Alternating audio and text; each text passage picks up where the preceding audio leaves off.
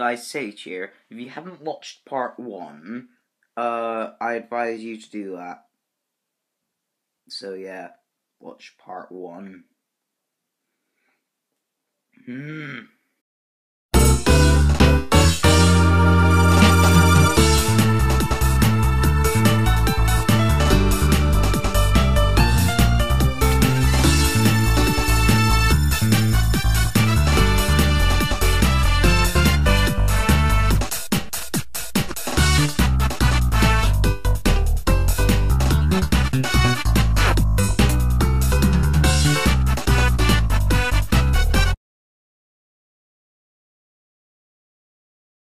Number 6. The Second Doctor, portrayed by Patrick Troughton.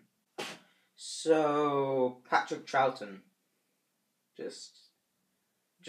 he's amazing. He's a brilliant Doctor. He's just like, he looks like a wimp, but he's actually kind of nice. Unfortunately, his tenure is only in black and white, which we have seen him in colour a few times, but my favourite appearance of him in colour is like 3 Doctors. But, easily one of my favourite classics out there is Tomb of the Cybermen, which is the first serial of season 5 of Classic Who, and it's just, oh my goodness. Yeah, has Eric Lee in it, but oh well. This isn't an episode review, this is a Doctor review, so yeah, the Second Doctor. I just love his Doctor. He's just like, what is there not to like about him? Just nothing. He's just amazing. I can't think of anything that I like about him more and dislike, because I think I like everything about him, but there's more things that I like about the other Doctors on this list, as in the ones next. So, sorry, I've not got much to say, but oh well. Next, number 5, the 7th Doctor, portrayed by Sylvester McCoy. Easily one of my favourite classics. It is Remembrance of the Daleks. He's in it, and yeah. So the Doctor, in his 7th body, is brilliant. He can be funny and then serious. He's just like light-hearted and over the top and brilliant and funny, but then he becomes dark and brooding and brilliant again. So yeah, but he just nailed my favourite Doctor Who quote of all time in Remembrance of the Daleks. I'll show you this clip. Sugar? Ah, a decision. Would it make any difference? Would make your tea sweet? Yes, but beyond the confines of my taste buds, would it make any difference? Not really. But yeah? What if I could control people's taste buds? What if I decided that no one would take sugar? That'd make a difference to those who sell the sugar and those that cut the cane.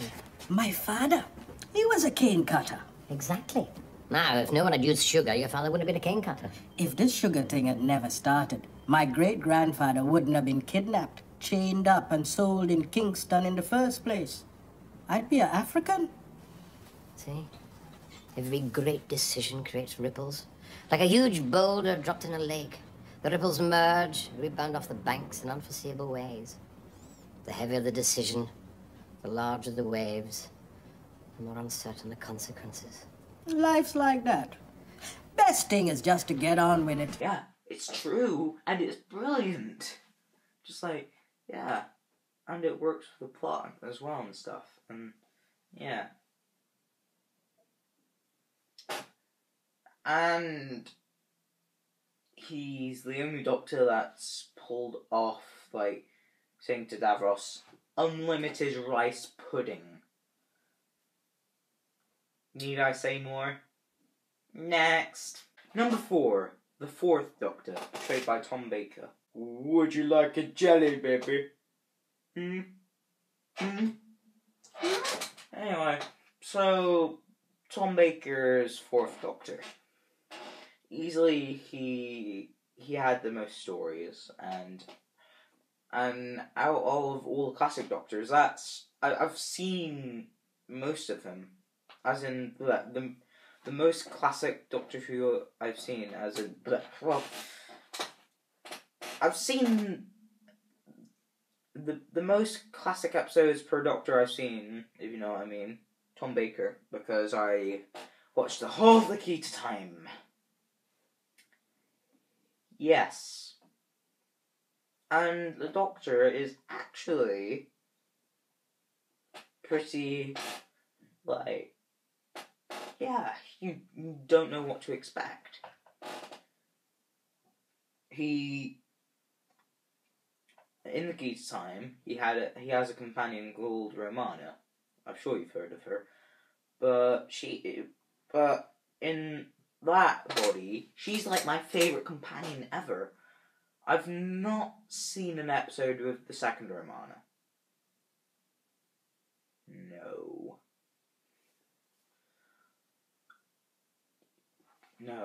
Sorry. I think she's great though, from what because there's a part in Death Comes Time where the Doctor and Romana speak, and she's good and stuff. Anyway, so yeah, the Fourth Doctor. He's just random. In the good way. He's just like, oh really? Do you want to know my plan? Because I'm not going to tell you until you've released your plan. I just don't know what to say. He's just brilliant. He's just the Doctor. He's just the wacky Doctor before Matt Smith existed. And I mean that because Matt Smith was born in 1982. And Tom Baker, like, started his tenure in 1974. So, Anyway, number 3, the 12th Doctor, Peter Capaldi. So, this Doctor, he feels like a classic Doctor. He literally does make the show feel classic again, and that's a good thing. He's dark and brooding. He's not a good man, and he's not a bad man. He's said himself he's an idiot. Which, it's true, the Doctor is an idiot. But, in this incarnation, he knows he's not good, he's not bad, he's just stupid, but he's smart. So, yeah, that's what the Doctor should be. So, yeah, Series 9 is coming up. And, yeah, he's probably going to be great in it. I feel like in that speech in Death in the Heaven when he said that he was an idiot, that's when he solidified as the Doctor.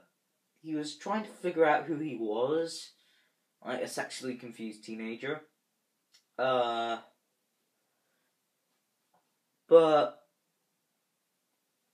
yeah, he figured out who he was. He was not good, he was not bad, he was an idiot.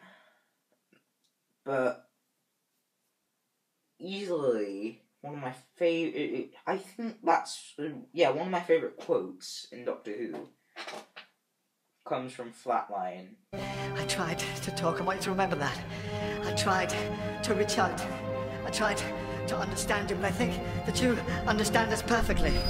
I think that you just don't care. And I don't know whether you're here to invade, infiltrate, or just replace us. I don't suppose it really matters now. You are monsters! That is the role you seem determined to play, so it seems that I must play mine! The man that stops the monsters. I'm sending you back to your own dimension. Who knows? Some of you may even survive the trip. And if you do, remember this. You are not welcome here. This plane is protected. I am the Doctor. And I name you the Congress. He's a great Doctor. He's like Marmite. You either love him or hate him. And yeah, he's pretty good. He's a good character. He's a good character. He's dark, but he's also the Doctor. But he's not my favourite. Number 2, the Ninth Doctor. Portrayed by Christopher Eccleston. Now, in my opinion, the Ninth Doctor had the shortest tenure. Well, one of the shortest in terms of on-screen appearances. But literally shortest in terms of media. So, the Ninth Doctor, what do I like about him? He can be dark. He's the aftermath of the Time War. He's like a veteran and he's damaged. Now that friend that I was talking about, Christopher Eccleston portrayed that role better, being a damaged person after the Time War. Okay? Good. So, yeah. Another thing I like about Christopher Eccleston is that he just knows what to do. Like that. He figures it out, he assesses the situation, and he's funny!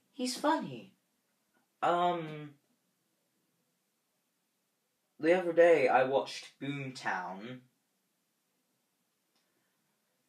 which I find just boring for most parts. But there was a funny scene in it where the woman, who was actually a Slovene, teleported away, but then the Doctor just was like, with the Sonic screwdriver, like, nee. She came back and then she ran back and teleported, and he was like, nee. Ran back and then teleported, and like, nee. And then he was like, I could do this all day. So yeah, he's great. Yeah. Now, what don't I like about this Doctor? His costume. I don't think the leather jacket and jumper combination suits the Doctor. The leather jacket, maybe, but the jumper, no. Well, then again, if he had a Sylvester McCoy jumper on, that would fit worse. Or better. I don't know. But, oh well,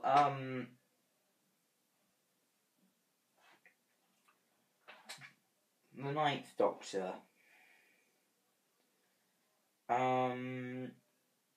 His chemistry with Rose was actually pretty good.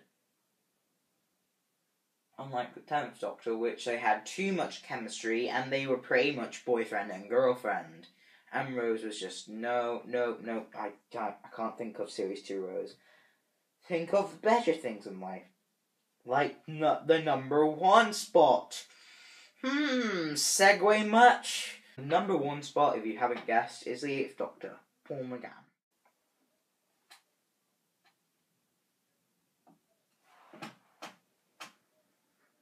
The 8th Doctor is the best one ever. So, yeah, his first appearance in the TV movie. TV movie wasn't that great. I like it, but ugh. The scene where the Master's like, The Doctor is half human. No, not canon. Those bits were just them on drugs. Those were drugs stuff. The 8th Doctor was good in the TV movie, but that's about it, really. That's all I can say. Or, hold on just a tick. Big Finish audio dramas. These are just... oh, I love them! So yeah, I've only listened to Dark Eyes. But I am going to listen to Dark Eyes 2 soon. The Doctor is brilliant in Dark Eyes. And his chemistry with Molly is brilliant. Okay, that's Molly, say hi. And yeah, and his interaction with Straxus and Cortez is actually pretty good. And yeah, I love, like, everything about this Doctor. The flaws about this Doctor. My only flaw with this Doctor is that there's no flaws. That worries me. I am too into the 8th Doctor. Yes, and another flaw is that, well, I'm not sure if this is going to be a flaw, but River's song is going to be in Doom Coalition 2. As in the second one. Which, the first one's going to be released, like, next month. So, yeah. Anyway, so the 8th Doctor. Best one. No questions asked. He may be the least popular one. But he's far from the worst one. Oh yeah, and Paul McGann just portrays this Doctor brilliantly. Yeah. Best actor to portray the Doctor. And I don't think that's the worst one. So, thanks for watching. This has been Sage of Muzziness. And see you later, I guess. Goodbye.